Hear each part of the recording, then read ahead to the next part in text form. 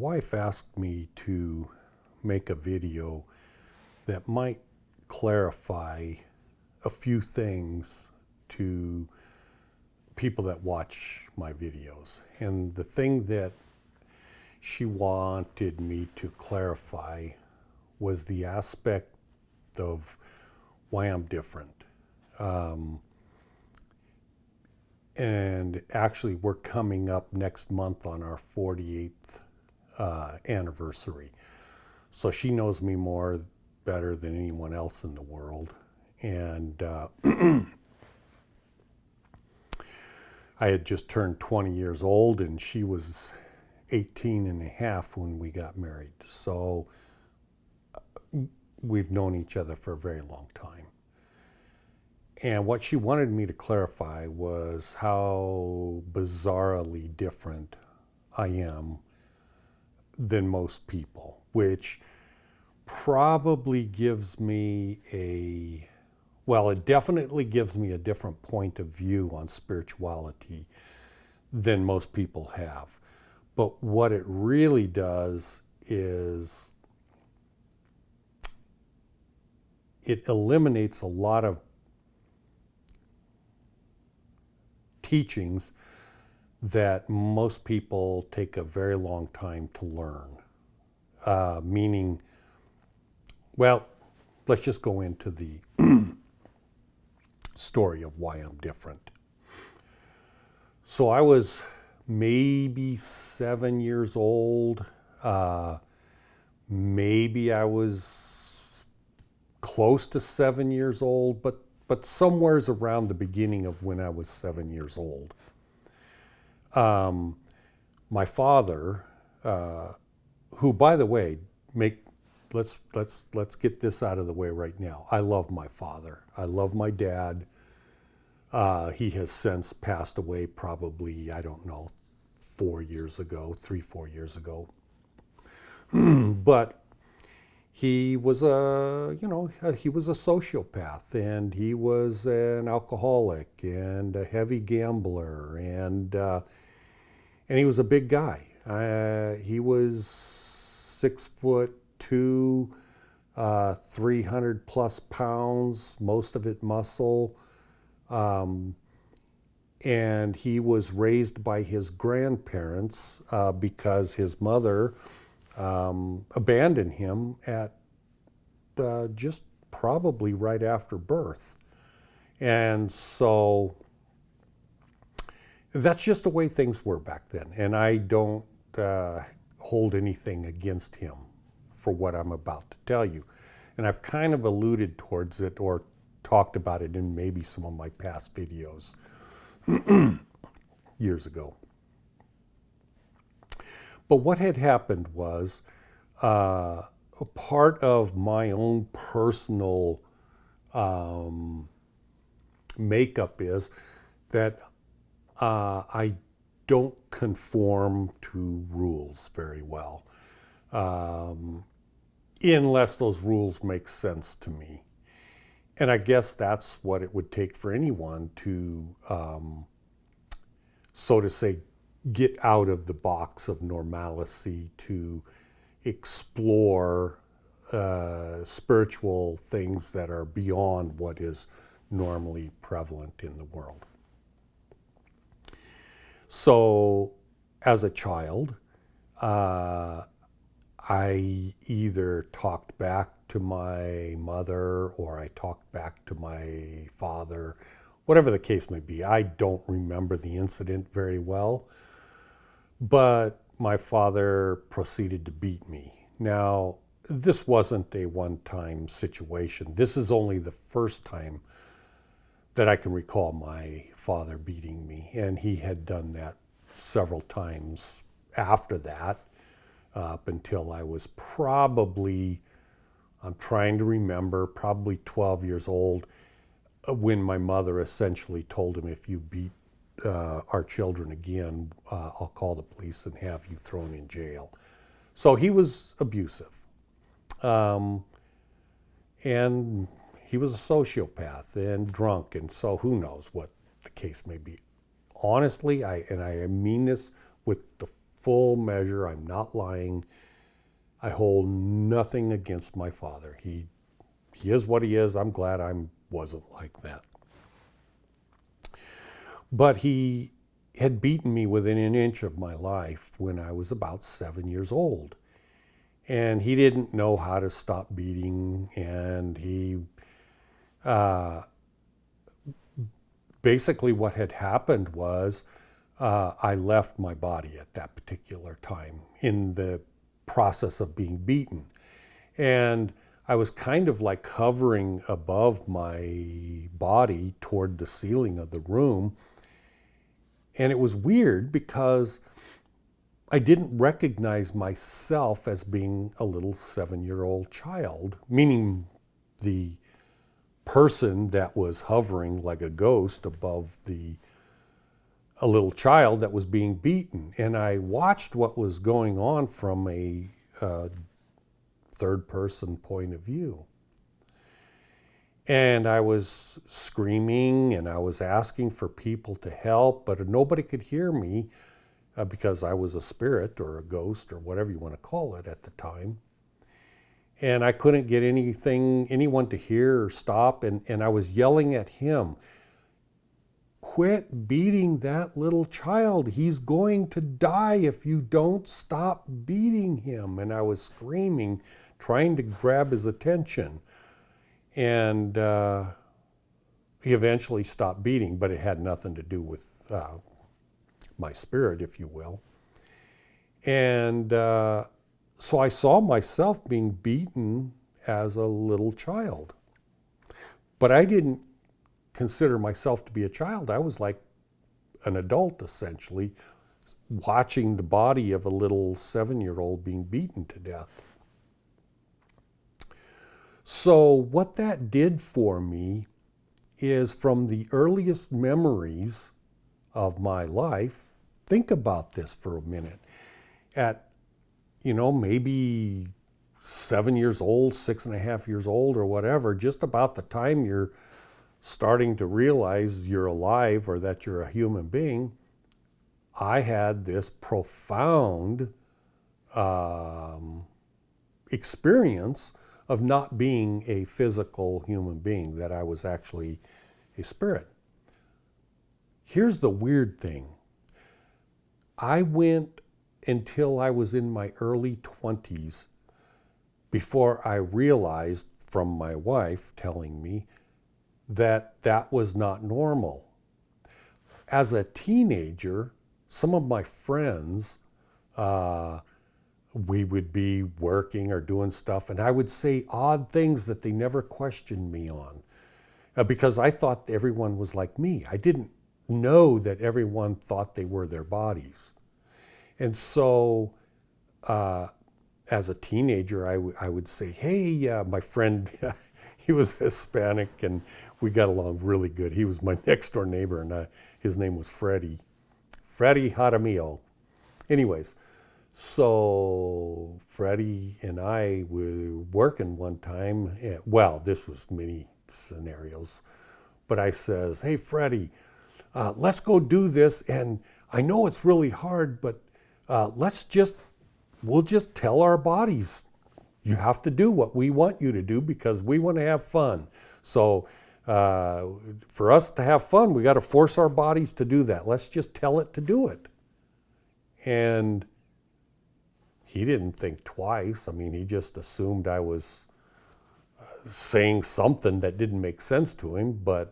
And so I lived my whole life thinking that everyone knew that they were not their body, that there was nothing wrong with me.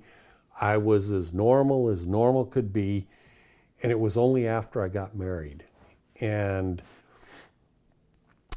saying certain things like that to my wife that she realized something is strange. And this is after we had been boyfriend, girlfriend, and married for several years, that she realized something's weird. You keep acting like you're not your body or whatever. And I had to explain to her, I don't understand why you're saying you are your body. I don't get it. I don't understand it. It would be, for me, my point of view was it would be like hopping in your pickup truck and having the person next to you say, well, what are you doing, John? And I would say, well, I'm a pickup truck. I'm a Ford pickup truck because I'm driving a pickup truck. That would be as odd as saying you're a human body. I knew that I was just driving a human body. I'm not the human body, I'm just driving it. I'm experiencing reality through this human body. And that came to me from 6, 7 years old. And so my whole life was spent knowing that. One time I remember in my career at the fire department, we were doing wildland fire training drills in the middle of the summer, and it was extremely hot, and we were doing live fire drills. And they even had to haul one of the firefighters off to the hospital for heat exhaustion because the exercise was so difficult. And for me, I was just, like gung-ho, like, hey, let's go light the fire again and let's go. This is fun. Come on, let's go, guys. Come on. And everybody was looking at me like, you're an idiot. This is extremely difficult. Now, for me, I felt my body being extremely dizzy and exhausted and stuff like that. But to me, it was just like knowing that your pickup truck is getting hot because the heat gauge is up there, and you're pedal to the metal driving through the desert and everything. And it's like, well, I don't feel what the truck feels. I know that it's hot because it says the temperature gauge is hot and maybe smoke's coming out of it. But that's the way I felt about my human body. Well, of course, it's the way I feel right now. So I didn't have to learn these things like a normal spiritual person that is going through the process of learning about the nature of reality and the spirit and all these things. I didn't have to learn all these things because it was innate. It was normal for me as a child growing up. So I suppose that's an advantage in one sense, and at the same sense, I had to get beaten as a little child. So what? It is what it is. I mean, my dad loved me in his own way. He was just a brute. That's all. No biggie. Anyways, so now that that's over with, now you understand why I'm kind of a strange bird, and maybe I appear to have a foot up on enlightenment and all these sorts of things, but that would explain why I'm different. So I think I covered these on one of my last videos, but I just wanted to go over it again because I just thought it was very important. And that is the concept of Brahman, Brahma, Shiva, you, me, everything. This is very, very difficult to explain, and it's just a random thing, but I just wanted to bring it up. From an enlightened point of view, a fully enlightened point of view, and then you're going to have to take this on faith, but at least it gives you something to think about. Your spirit, for instance, is not floating around in this nebulous universe. You're not living on a planet that's swirling around a sun, that's swirling around a galaxy, a solar system, and a Milky Way, and in a universe. And there's no such thing as movement. There's no such thing as sound or light. There's no physicality. There's no atoms. There's no gravity. There's nothing. Nothing. There's no movement. There is nothing to move. Therefore, the only thing that is in existence is consciousness. That's all there is. So when people say things like, well, I'm going to go to heaven. Well, there's nowhere to go. Well, you're going to go to hell. Where there's nowhere to go. There's no such thing as a different place as hell is different than heaven.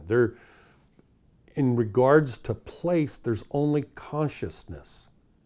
And consciousness can't move. It can't go anywhere. If it goes somewhere, it's only consciously going somewhere. It isn't really going anywhere because there's nowhere to go.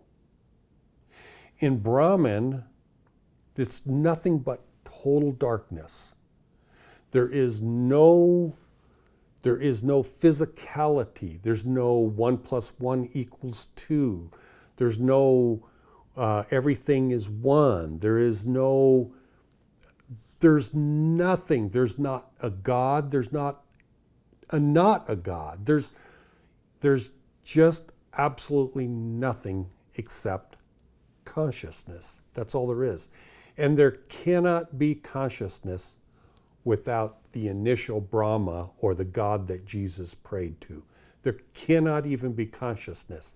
In the total darkness of Brahman, the God that Jesus prayed to shed his light in the form of love in the void of Brahman, and those that responded to that love became conscious because of that love. And as becoming conscious, they created themselves. But in that embryonic stage of being created, they were nothing more than the spark of consciousness. It's almost like you could consider yourself, the essence of what you are, could be considered as being the Big Bang. You are the Big Bang. And you became the Big Bang when you woke up from responding to the love of God. That was the creation of you, a Big Bang. And it will go on until the end of the kalpa of time. When I say it will go on, you will go on. You cannot make yourself unconscious and dissolve yourself back into nothingness during this kalpa of time. You will continue to exist in whatever format you choose to exist, recognizing that we exist within the consciousness of God. Now, when I say within, there cannot be any within, without, or anything else, because we're dealing with the nothingness of Brahman. There's only awareness. This is a concept that is at the deepest levels of any teaching that has ever existed on the planet in any age, hundreds of thousands of years ago, millions of years ago. This is amongst the deepest teachings that have ever existed. Whether or not you can understand it is up to you, not me. I'm only teaching you what I know to be true, but I've also experienced it through the gift that God gives those that become enlightened to that nature.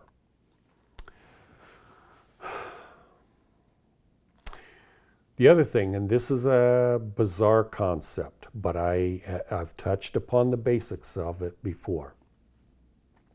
When you talk to someone that espouses the fact that they are enlightened, or that it's assumed that this guru is enlightened, or what have you, if they use any kind of term that is dealing with a person, a planet, light, gravity, anything beyond what is just simply consciousness. If they say, well, according to if you have an upper vibration, blah, blah, blah, then if they don't tie that into a spiritual concept that goes back to the essence of nothingness, if they don't tie that together, they're certainly not enlightened. They're not, because they are still stuck in a physical reality realm that they have not transcended in their awareness, or shall I say, in their knowledge base. And so take that into account. And the reason I'm saying that is because, for instance, it is assumed to be extremely extremely complex, the universe. And, you know, scientists have studied gravity and everything under the sun, and they don't have a full understanding of anything, let alone everything. And it seems extremely complex. But in reality, the Creator, God, creates that out of his own or her or it awareness and creates it into reality. No different, only at a exponentially greater capacity than what I'm about to do right now. And I've done this sort of thing before.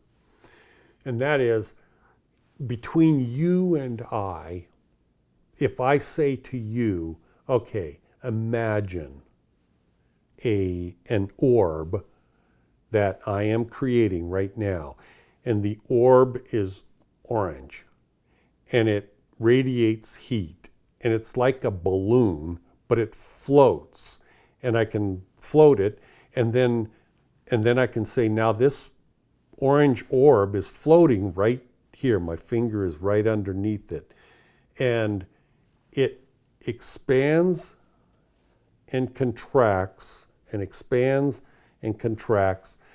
And inside that orb, I can go on and on and on and start saying, well, there's little giraffes, and there's things that look like giraffes, but they're upside down, and they walk with their ears, and their feet are upside down. And that's the way they function, because gravity is there's no real strong gravity inside this orb. I can continue to create on and on and on like that. And if you have the ability to imagine from what I'm saying in your mind, then in your mind, you're recreating exactly what I'm creating.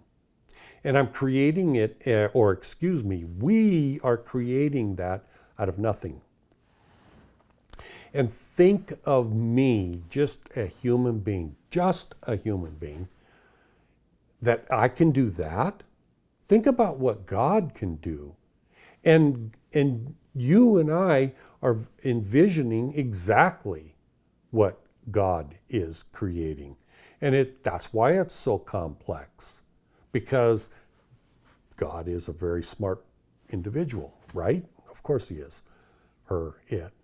And so God creates just like that, from nothing, just from an awareness. The mind can create it. And when I say the mind takes no space and no time. It just is. And it is aware rather than unaware. Unaware means it's not conscious of itself, and it's not even conscious. But when it becomes conscious, it has the ability to see and hear and feel what God has created or is creating. Because God is everything. We're not, from a spiritual standpoint, you know that you're not the physical body. But when you take that to the greatest extent of enlightenment, you know that nothing is real. Everything is imaginary in its substance, just like that orb that I created that's orange. Everything is imaginary. There's no substance to build a universe with. And when you say the Big Bang came from nothing, it really did, because my orange orb came from nothing. and it had giraffes upside down walking with their ears. And it all stems from nothing. I created it out of nothing. And when I say I created it out of nothing, this physical body and brain and mind isn't even me. It's God. It's God, and I am utilizing God with my awareness to recreate. And then we can go down the road, but I ain't going there right now, where since individuals can do whatever they want, like I can create an orange orb, but the essence of me is creating that. You see? This is where people can use their consciousness and awareness and create, oh, I want to have greedy aspects, or I want to kill someone, or I want to commit heinous crimes and stuff like that. Well, the individual that is creating those things with their awareness, it isn't God that's creating it. It's just the essence of that awareness that is utilizing the imaginary reality that God has provided to do something that is evil. And that's why evil exists. It's because it's not coming from God. It's just the products that God created with his imaginary reality is being used by individuals to commit sins. Now you got to remember, getting back to non-duality and duality and all that kind of stuff, you've got to remember that this all derives back to the concept of Brahman, where it's total darkness, there's nothing, there is only awareness. But think about this. Awareness can't be numbered any more than you can number the particles that consist of love. And if I say, well, I love my wife, okay, well, how many particles create that love? Because there's more intensive love and there's less intensive love. How many particles of love are required before it qualifies as love? Well, there are no particles. There's no parts. There's no parcels. It's all one, and yet there can be a difference with hatred or whatever. So getting back to Advaita or Dvaita, Dvaita, these are all concepts that they actually make sense, but it's damn near impossible, or actually it is impossible to explain it to a person in such a way that they can understand it. So I think the last thing that I wanted to cover today is the concept of people ask questions. And I'm not saying that people here ask questions this way, but it's very common for people to argue from a basis of what they think is true. So if I'm teaching something, for instance, and I happen to be teaching something that's true, and another person doesn't understand it, and in their heart and soul, what they're thinking is, I don't know what I'm talking about. And if they are responding from that basis and going, well, you can't be right because of this and this and this and this and this, I'm not going to be able to teach that person the truth. It can't happen. This is where faith comes into play. An individual has to, there's a talk of surrender and all these sorts of things. Well, what are you surrendering? Well, you're surrendering your ignorance is what you're surrendering. But it's not really that either. It's faith. It's just simply faith. And if I'm explaining something and it doesn't make sense to you, or any person that is knowledgeable on a particular subject, if you don't understand it, based upon all of your personal knowledge and experience, you can't disagree with the person. Because if you disagree, you're using your foundation to say that that other person is wrong. And I'm using this concept because I'm relating it to spirituality and enlightenment and these sorts of things. If you want to understand these things, if it doesn't make sense to you, you can't argue based upon what you think is true.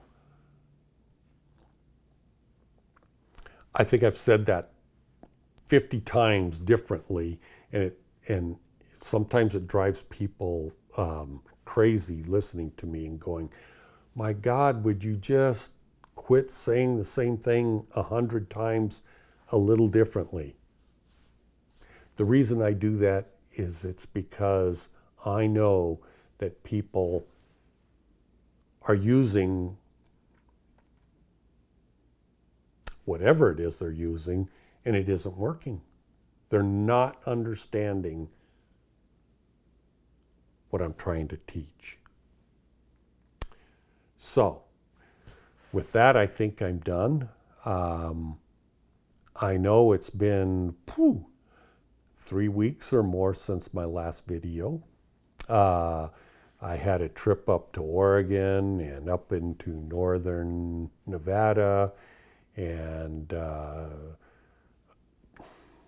did a lot of things in these last 3 weeks where I wasn't able to make videos. And so I think I'm here I don't plan on going anywhere for a while.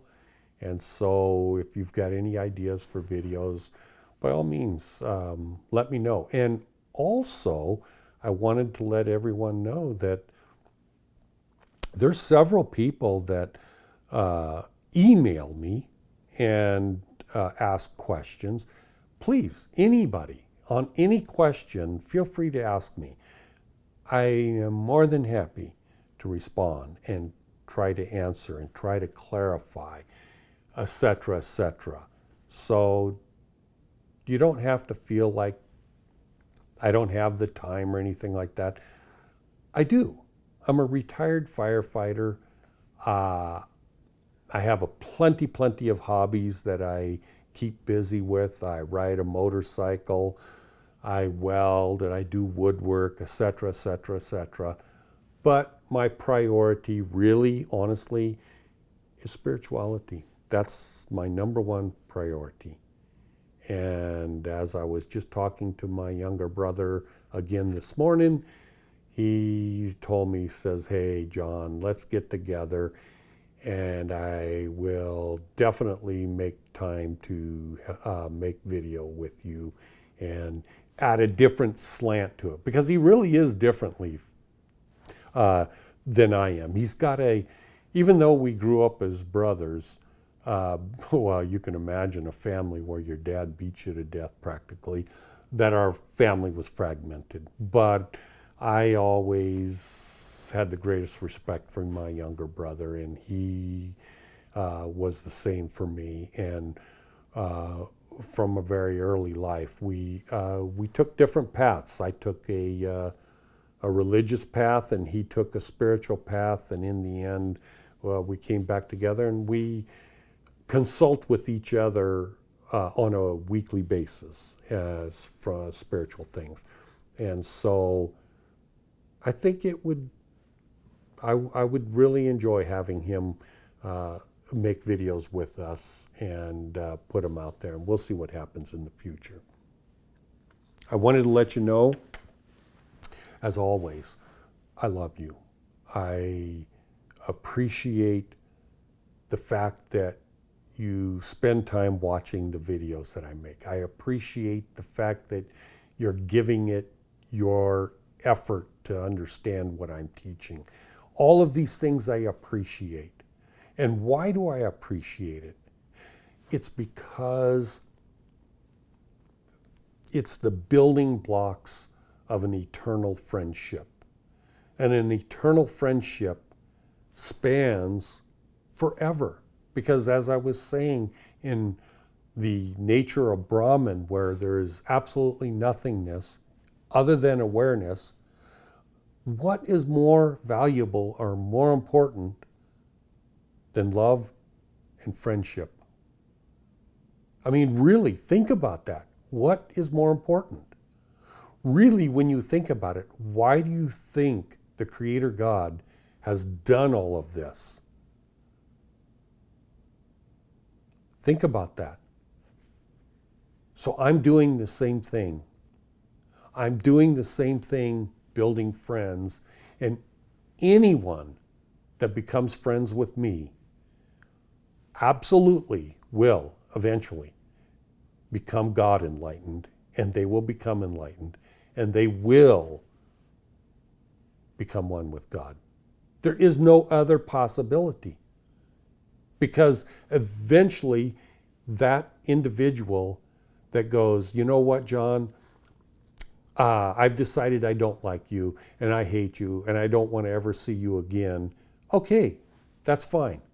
But if they never say that and they go and they may be thinking, I just don't get this enlightenment thing. It's so hard to understand. And furthermore, I have issues where I commit sins and I can't seem to repent of them. And I'm really having a difficult time understanding, and I keep doing the same sins over and over again, and you know, maybe I'm going to go to hell because of that, or this or that or whatever. No.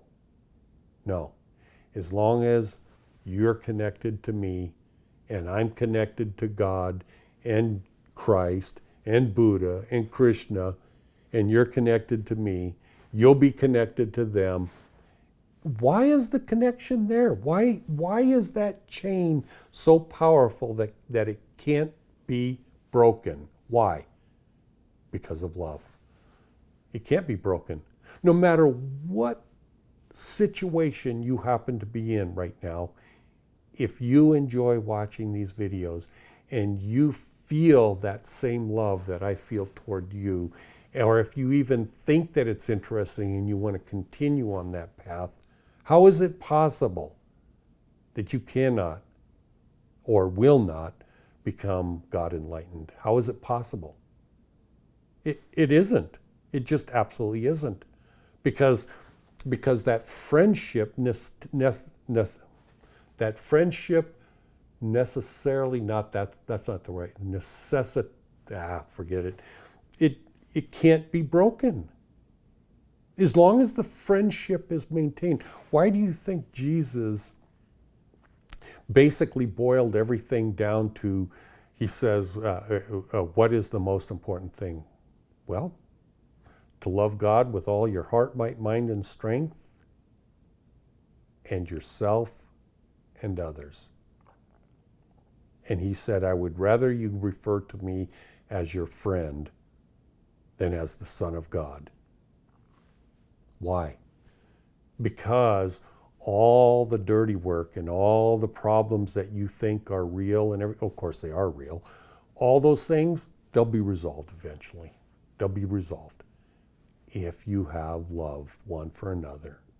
If you have love through faith, if you exercise faith that there at least will be love someday, if you can at least do that, you will become enlightened. You will become one with God. There is no other option possible. Because demonic forces and demons and Satan, Shiva, all these things, they are on their own. They're not linked with someone like me. They're not linked with Jesus. They're not linked with Buddha, Krishna. They're not linked in that friendship and in that love. They're linked with their own kind. And when everything resolves at the very end of the kalpa of time, they're with their own kind.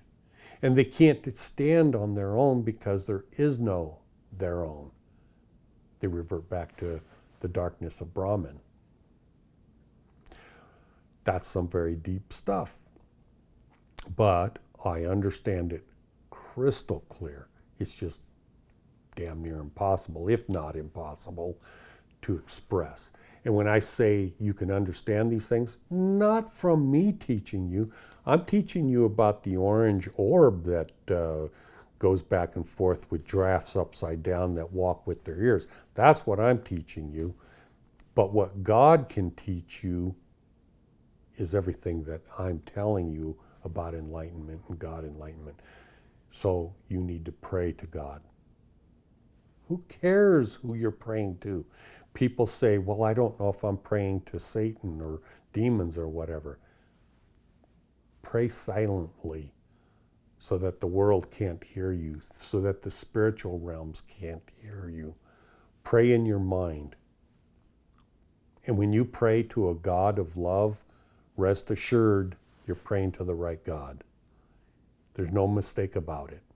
And because, why? Because God is your physical body and mind and brain. And so when you pray silently, of course, if you can hear it, well, you, the body, physical body, is God. Of course, God can hear himself. Pray for understanding. Pray for enlightenment.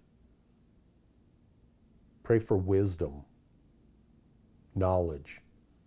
Pray for understanding when you read the different scriptures and sutras and all these sorts of things.